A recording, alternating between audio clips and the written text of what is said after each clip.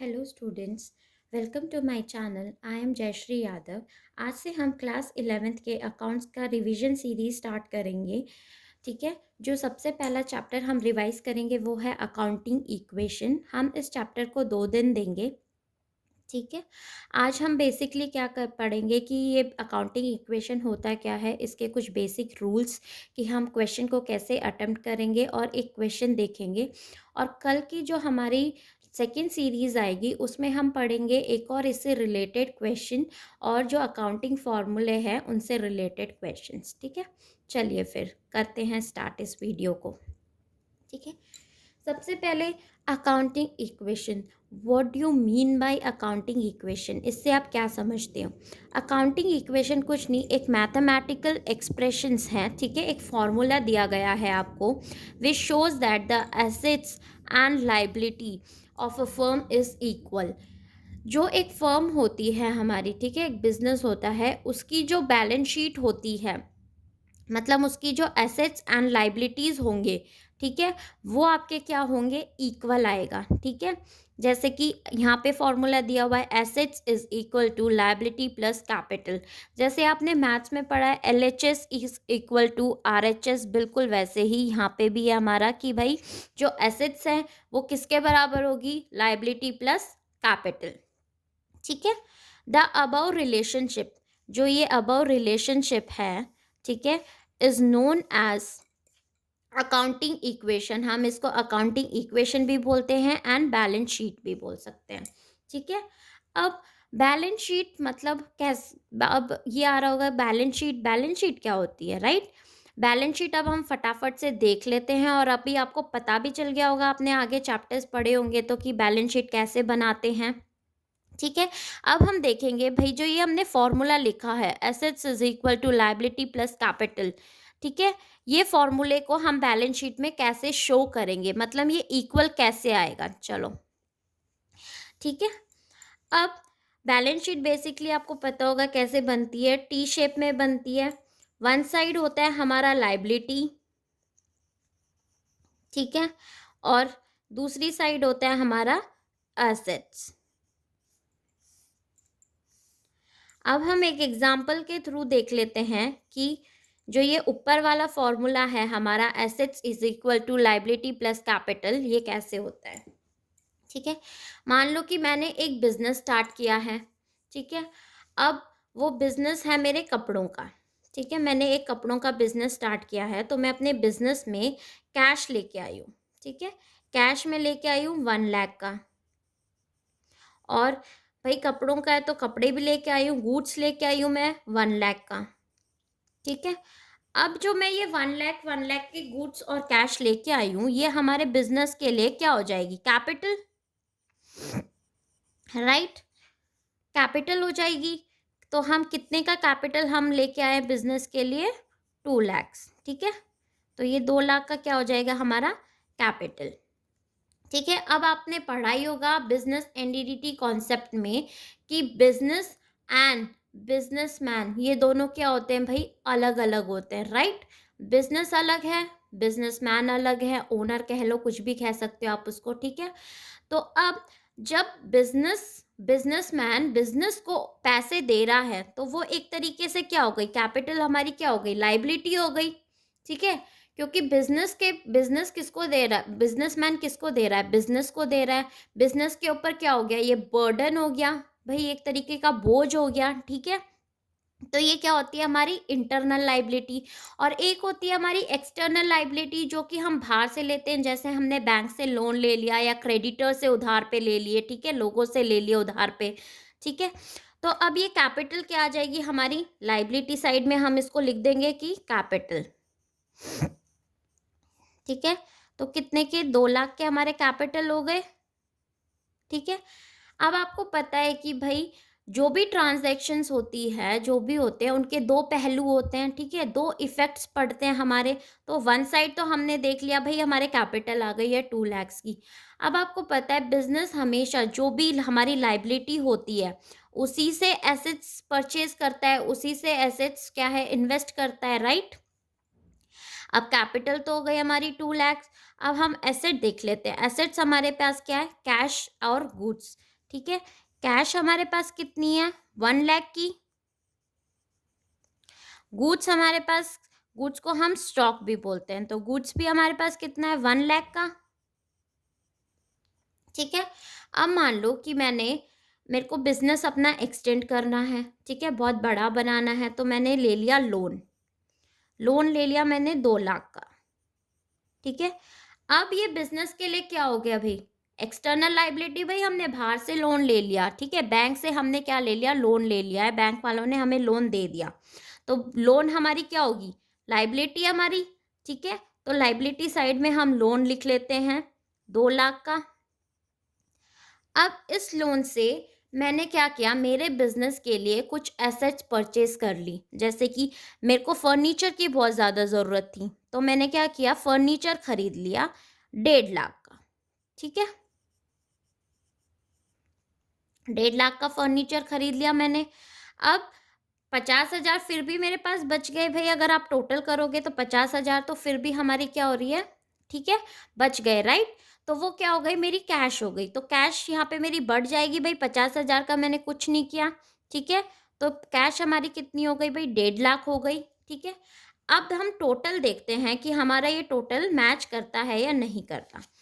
2 लैक्स कितने हो गए, 4 लाख हो गया, ये वाला टोटल आपका 4 लाख का आ जाएगा। ठीक है, अब इस साइड आपका कितना आ जाएगा, टोटल 4 लाख आ जाएगा।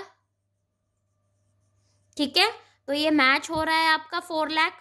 ठीक है, assets is equal to liability plus capital. ठीक है, ये समझ में आ गया आप लोगों को। चलो फिर आगे बढ़ते हैं, इसके रूल्स देख लेते हैं क्वेश्चन करने से पहले।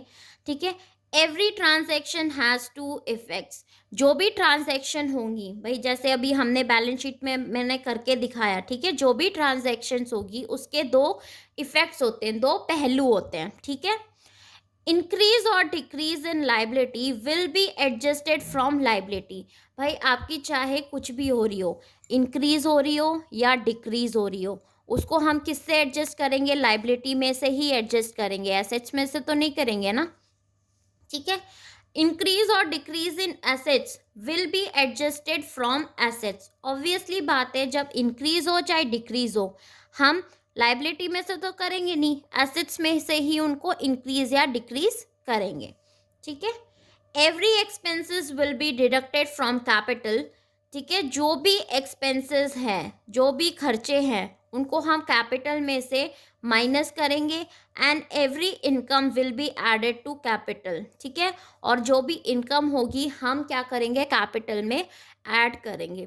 भाई सारी सी बात है, अगर हमें फ़ायदा हो रहा है, बिजनेस को फ़ायदा हो रहा है, तो वो फ़ायदा किसको देगा भाई, ओनर को देगा। ओनर की क्या होगी, कैपिटल बढ़ जाएगी। अगर बिजनेस में नुकसान हो रहा है तो वो नुकसान बेसिकली किसको होगा, ओनर को ही होगा, तो हम क्या करेंगे, उसमें से माइनस कर लेंगे। ठीक है, अब जो लास्ट है, इक्वेशन शुड बी मैच। अब जो भी आपने ऊपर इक्वेशन करी है वो क्या होनी चाहिए, बिल्कुल मैच होनी चाहिए, मतलब assets is equal to liability plus capital.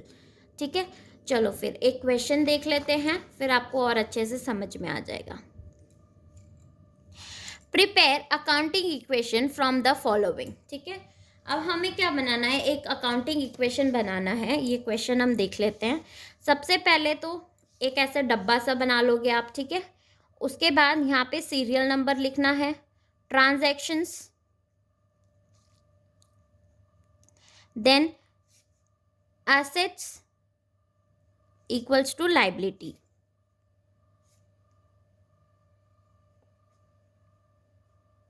ठीक है, पहली वाली ट्रांजैक्शन हम देख लेते हैं, स्टार्टेड बिजनेस विद कैश। हमने क्या किया भाई, बिजनेस स्टार्ट किया है कैश से। कितना कैश हम लेके आए हैं, 1,20,000। ठीक है, तो सबसे पहले सीरियल नंबर में 1 लिख दोगे, उसके बाद started business, started business with cash. अब भाई कैश हमारा क्या है, एसेट्स है। ठीक है, हम बिजनेस में क्या लेके आ रहे हैं, कैश लेके आ रहे हैं, तो एसेट साइड में हम कैश कॉलम बना लेंगे। कैश कितने का ला रहे हैं हम, 1,20,000। ठीक है, और एसेट्स आ रही है, मतलब कैश आ रहा है हमारा, और ये क्या है, हमारी कैपिटल भी है, ठीक है।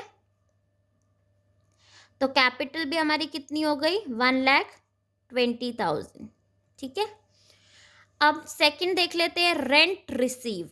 रेंट हमने क्या किया है भाई, रिसीव किया है। अब मैंने क्या बताया था पहले, हमने रूल्स में क्या पढ़ के आए हम अभी, कि जो भी रेंट हम रिसीव करेंगे वो हम कैपिटल में ऐड करेंगे, राइट। तो सेकंड ट्रांजैक्शन हमारी हो जाएगी रेंट रिसीव्ड, ठीक है। अब हमने कितना रेंट रिसीव किया है भाई, 10,000 का हमने रेंट रिसीव किया है, ठीक है। तो हम उसको कैश में ऐड कर देंगे भाई, 10,000 हमें रुपए मिले हैं, ठीक है। उसके बाद हम कैपिटल में भी इसको शो कर देंगे, ठीक है। अब इसके बाद आपको एक लाइन खींच लेनी है और आपको हर क्वेश्चन के बाद न्यू इक्वेशन निकालना है अपना, ठीक है। तो हमारी यहाँ पे न्यू इक्वेशन क्या आ जाएगी, 1,20,000 में आप 10,000 ऐड कर देना, ठीक है, 1,30,000 आ जाएगा हमारा, ठीक है। सेम कैपिटल साइड भी, ठीक है। अब देखो बराबर बराबर चल रहा है हमारा, ठीक है। इन्वेस्टेड इन शेयर्स, अब क्या किया कि मैंने, बिजनेस ने इन्वेस्ट कर लिया शेयर्स में, ठीक है, किसी कंपनी के शेयर्स खरीद लिए। अब पैसा क्या हो रहा है हमारा, जा रहा है भाई, हमने शेयर्स खरीद लिए, ठीक है। इन्वेस्टेड इन शेयर्स, हमने किसी बिजनेस के शेयर्स खरीद लिए, ठीक है, किसी कंपनी के।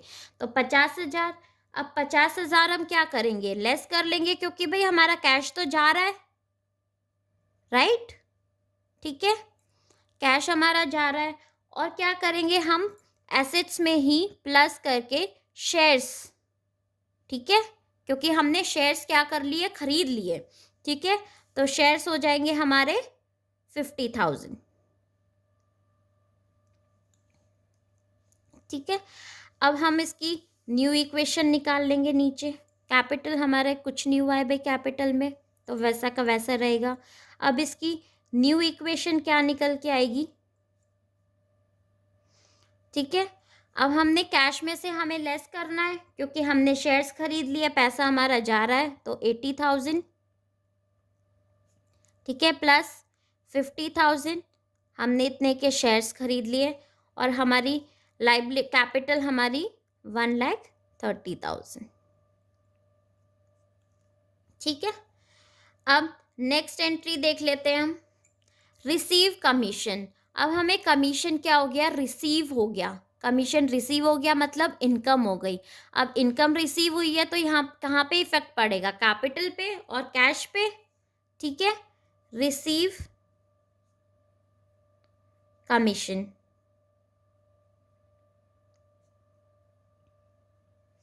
ठीक है। कितने का रिसीव करा है हमने, 5,000 का। तो आप इधर दिखा दो कि कैश हमारी बढ़ गई है 5,000 से, और कैपिटल में भी 5,000 से बढ़ा दोगे, ठीक है, ऐड कर दोगे। फिर हमारी न्यू इक्वेशन क्या निकल के आएगी भाई,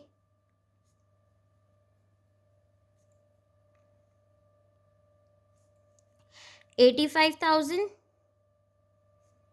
प्लस 50,000 हमारे शेयर्स उतने के उतने ही हैं, ठीक है।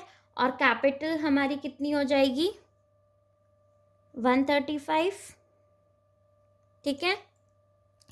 अब नेक्स्ट एंट्री देख लेते हैं, purchase goods on credit from Ragini. इन्होंने बताया हुआ है कि हमने क्रेडिट पे भी खरीदा है और रागिनी का नाम भी आ गया, ठीक है। अगर क्रेडिट नहीं भी दिया होता तो भी हम समझ जाते, बिकॉज नाम आता है तो वो क्रेडिट परचेज है, हमने अभी पैसा दिया नहीं है, ठीक है। तो हमने गुड्स खरीद लिए हैं क्रेडिट पे फ्रॉम रागिनी, 35,000 के हमने क्या कर लिया भाई, गुड्स परचेज कर लिए, ठीक है। तो नेक्स्ट ट्रांजैक्शन जो हमारी क्या हो जाएगी, परचेज गुड्स ऑन क्रेडिट, ठीक है।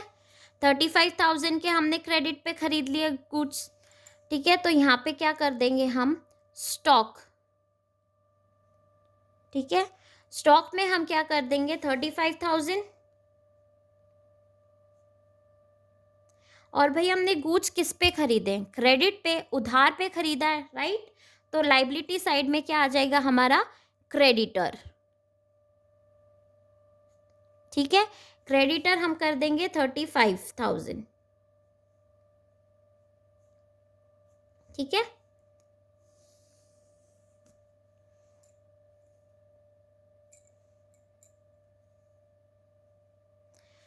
कैश में हम कुछ नहीं करेंगे क्योंकि हमने क्रेडिट पे खरीदा है, ना कि कैश में। ठीक है, तो आपका कैश उतने का उतना, न्यू इक्वेशन आपकी क्या आ जाएगी।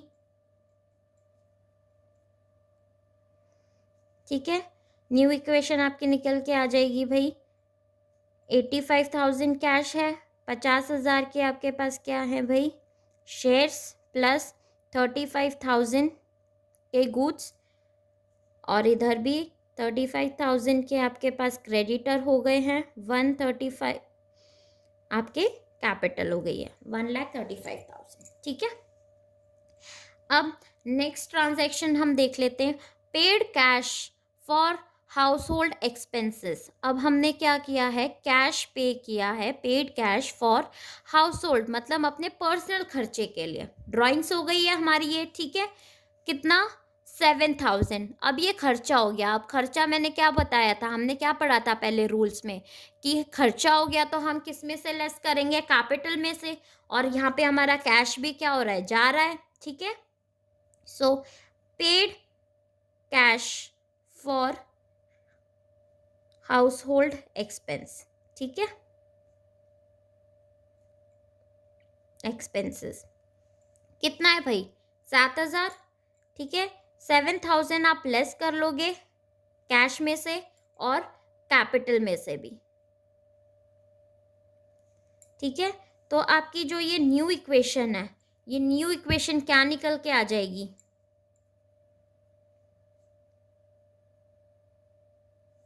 ठीक है, 78,000 प्लस 50,000 प्लस 35,000। ठीक है, इधर भी 35,000 प्लस 128,000। ठीक है, अब हम देख लेते हैं भाई हमारी नेक्स्ट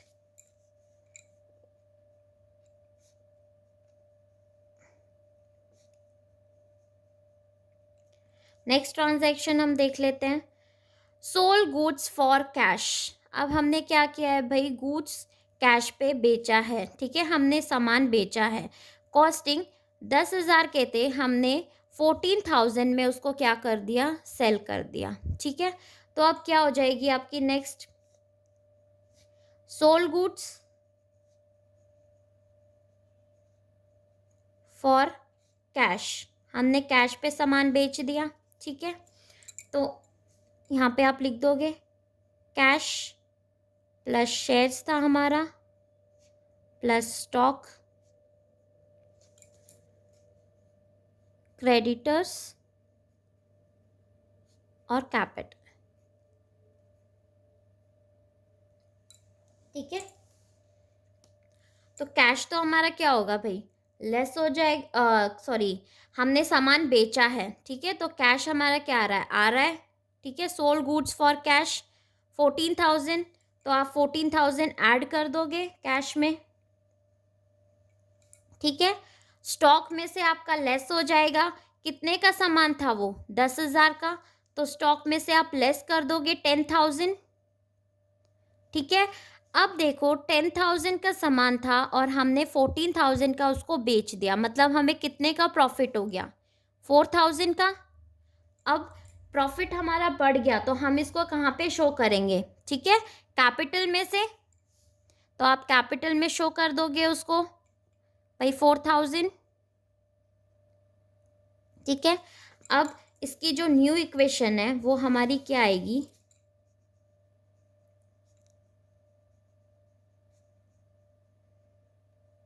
ठीक है, न्यू इक्वेशन हमारी पहले थी 78,000। ठीक है, उसमें हम 14,000 ऐड कर देंगे तो हमारी कितनी आ जाएगी भाई, 92,000। ठीक है। उसके बाद शेयर्स थे हमारे पास 50,000 के। उसके बाद स्टॉक में से हम लेस कर देंगे, 35 था हमारे पास, 35,000 था, उसमें से हम 10,000 लेस कर देंगे, तो 25 आ जाएगा हमारा। ठीक है। क्रेडिटर्स थे हमारे पास 35,000 और कैपिटल है हमारे पास 1,32,000। ठीक है।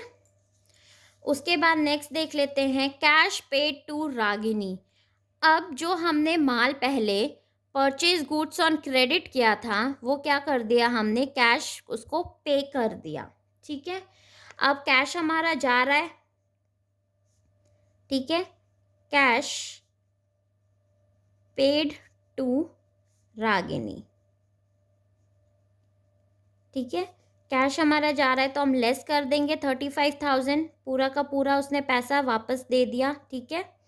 उसके बाद क्रेडिटर्स में से भी हम इसको लेस करेंगे, क्योंकि हमने भाई पेमेंट कर दी है, तो अब क्रेडिटर में हमारा कुछ नहीं रहेगा। ठीक है, -35,000। तो न्यू इक्वेशन जो है हमारी वो क्या आएगी। ठीक है, हम कैश लेस कर देंगे 57,000 प्लस 50,000 प्लस